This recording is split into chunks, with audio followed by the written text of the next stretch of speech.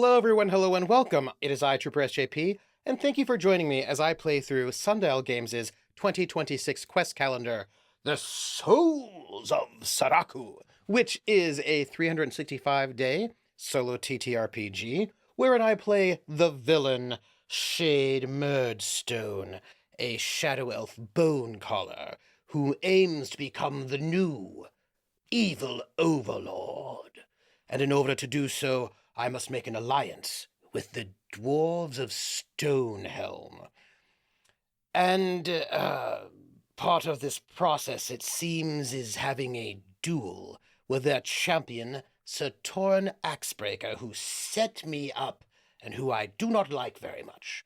Not at all. But that's what we're going to do today. We're going to go into a combat with Sir Torin Axebreaker on this day, Thursday, April the 16th, 2026, also known as Thorns Day, Stormfall 16. And so, let us begin. I'm seeing an image of a really, really angry, red-headed, bearded, and mustachioed dwarf who's coming at me with a big, huge hammer and lots of action movement lines. He's like, ah! Great. And it says, Sir Torin Axebreaker faces you. Queen Thora Stonevale lowers her staff, and the fight begins! Okay. Remember, I have a +2 to attack, +1 to damage. I should not forget this for my rolls, because we're going into a combat. Okay, you know what? We're going into a combat, right? We're going into a combat. That feels very dangerous and scary, so why don't we do that? Yeah, let's do that, shall we? We're going into combat. Okay, combat for today will operate in the following ways. In order to defeat Sir Torin Axebreaker, you must score X number of points before he kills you. Okay, you score a point when you damage him past his health threshold for the round. Okay. If I have garnered a favor score of 10 or less, nope. If you've garnered a favor score between 11 and 15, yes. I need to score 4 points to win. So I just need to get past his health threshold 4 times in order to win. Great. Reminder, you may have a bonus from the previous page, which I do. I have the 2 to attack, 1 to damage. If you have excellent craftsmanship, noted down from earlier, which by the way I do, I get a +2 bonus to my attack and defense rolls on this page, which will bring my attack bonus to a 4.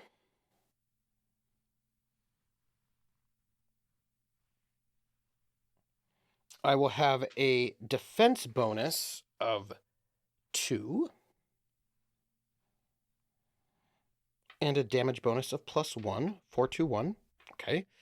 If you had good craftsmanship, it's a +1. If you had master, you get a +2 to attack, damage, and defense. But that's where we're at. Okay. At the start of each round, roll a 1d4 and use the result to see which move he makes from the following list. Okay. We're in battle. Let's find out how this begins.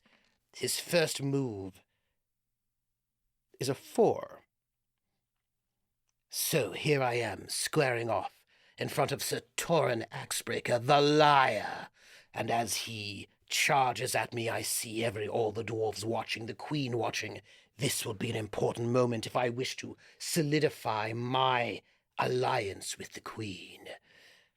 So, if the result is a 4, he charges up a mighty blow, swinging his hammer down onto me with a loud roar. I must make a wisdom check. Okay, I need to make a wisdom check, and I need my wisdom to be 10 or higher. I roll a 1. It's not great. A 1, because I have an ally, so a 1 is not necessarily an automatic failure, but can I get from a 1 to a 10? Let me think. Let me think. I don't think I can get from a 1 to a 10. So if I roll less than a 10, which I did, I am frightened this round, and I must re-roll my attack and take the new result if it is lower. So basically, I'm going to be rolling at disadvantage on my attack, and this sucks. Okay, so his defense score is a 14, so I need to roll over a 14 in order to hit. Let's just start with that, and we'll see how this goes. Okay. A roll of 15. Wait, I've got to roll a second time, of course, because I'm rolling at a disadvantage. And a 9. 15 and a 9. 9. Okay, that's okay. So I roll a 9. I have a +4 to my attack from my bonuses for all my good stuff, which gives me a 13. But my attack roll is already at a plus... So I have an attack of a +6. So I definitely... So that's like a... What? That's a... 19. So I definitely hit.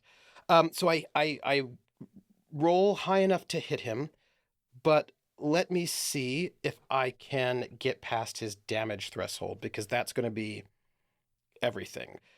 So just so if you do not recall how this works, if you have to roll to attack. If you miss, then you're going to just get it'll be bad for you. Yeah, then you have to roll defense.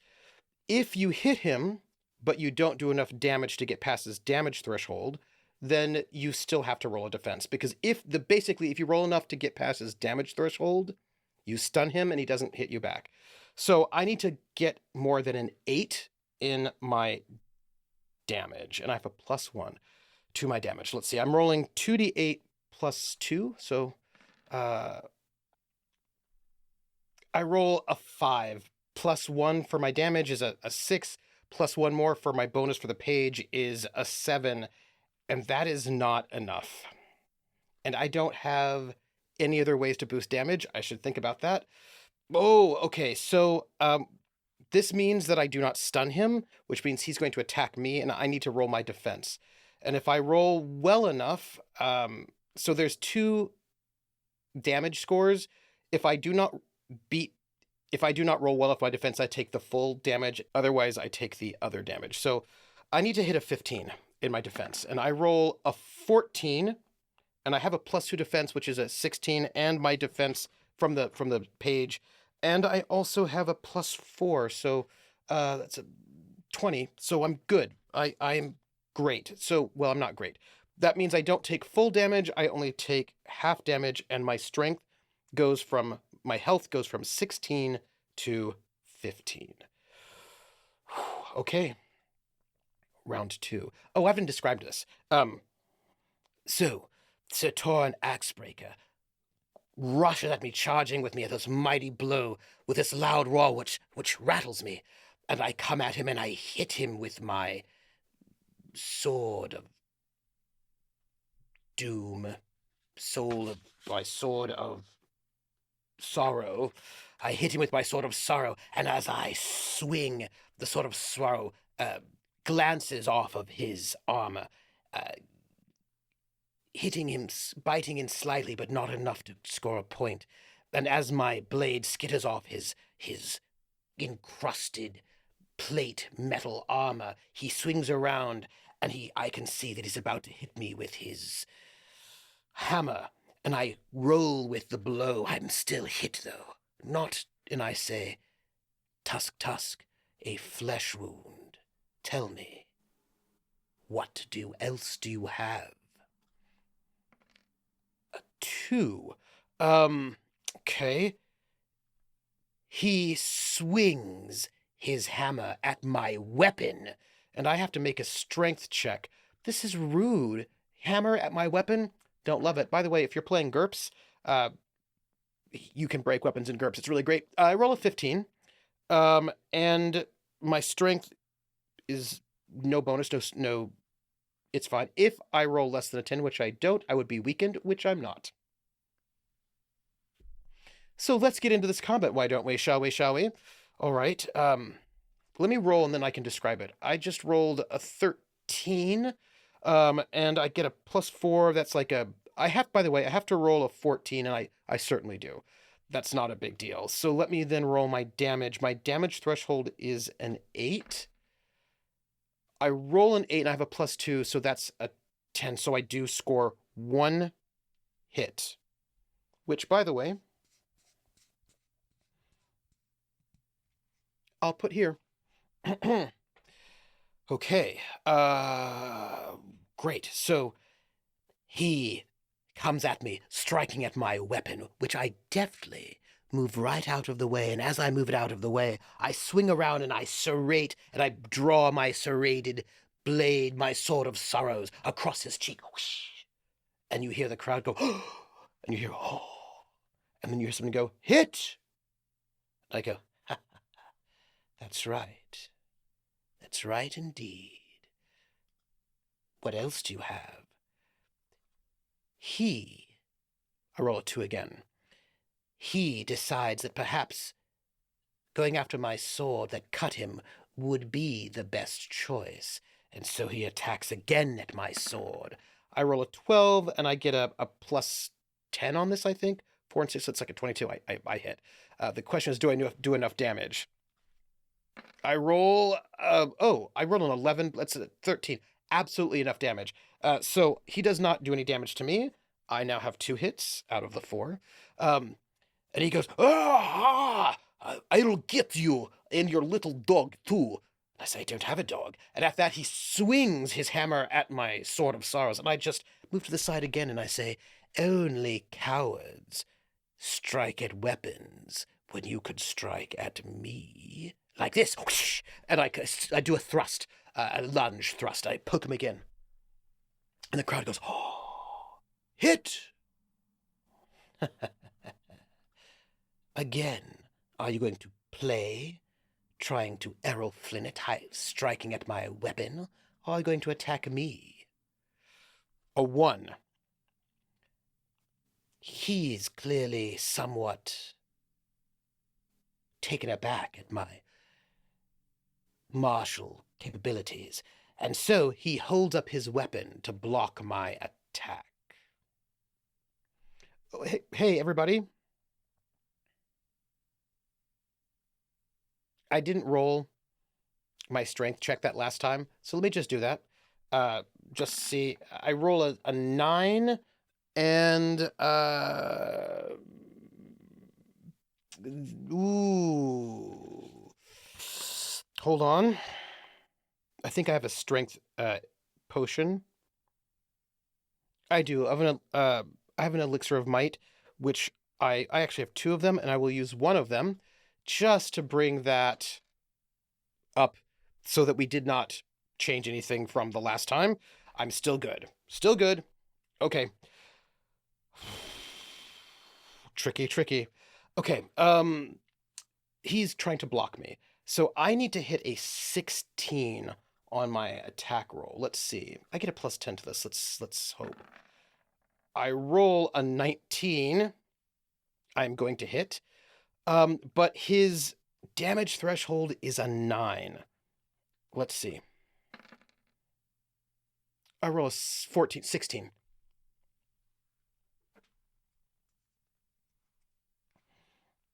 He holds up his weapon to block my attack, and I see this. And as I come forward, I actually make a deceptive attack, making it seem as if I'm going to go this way. And then as he goes to block, I come underneath his guard, and I poke him right here. I don't hit any veins, but I do make a solid hit. Now blood is trickling over his face, and the crowd goes, oh. And I say, it seems, Sir Torin Axebreaker, that you are nothing but a coward and also a liar. And with that, he's clearly rattled. He doesn't know what to do. So he decides to block yet again. I attack, and I roll 4 + 10 is a 14, which is not enough. I need a 16. That's okay, because I have an ability, which is my Ghost Strike, and my Ghost Strike, Ghostly Echo Strike. Allows me once per page to re-roll an attack, which, by the way, I will. 5 plus 10 is a 15, and I need one more. Okay. I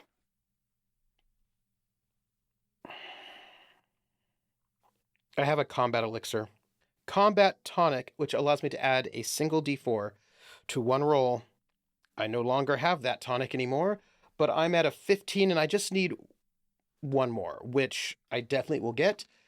I go from a 15 to a 19. I hit him.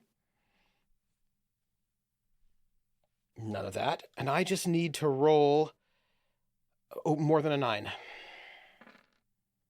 I roll a 12, which, by the way, is going to be my 4th hit. Let's describe this, shall I? And so I say, so, you are a coward and a liar, and I'm trying to goad him into moving. But instead, he stays within his defensive stance. I know what I must do. I take a small spattering of dust from my pouch of bones, and I make a strike, a lunging strike, straight at his neck, an obvious strike, and he blocks it easily. But you see, that wasn't actually me, that was my ghost image. And by the time he realizes that, I take my sword of sorrows, and I tap him on the back of the head, because I am now behind him, and I say, that is hit 4, Sir Torin Axebreaker. A hit by Shade Murdstone. And the crowd goes, oh, oh. And I defeat him. It says here, gain 2d8 gold. I don't mind if I do. I roll, really? Wow. I roll 2, bringing me from 23 gold to 25 gold, and that is some shenanigans. That is so messed up. I would like more gold, but I also get +1 notoriety for defeating him, bringing my notoriety from 5 to 6. If I took no damage from him, I gain an additional 2 notoriety, but I did take damage to him that one time. Ah, man, that's okay. But that, my friends, is the end of today's session. I guess I will find out the aftermath of this battle tomorrow. If you like this, like, subscribe, leave a comment, and I will see you tomorrow on the Souls of Saraku. Bye, everyone.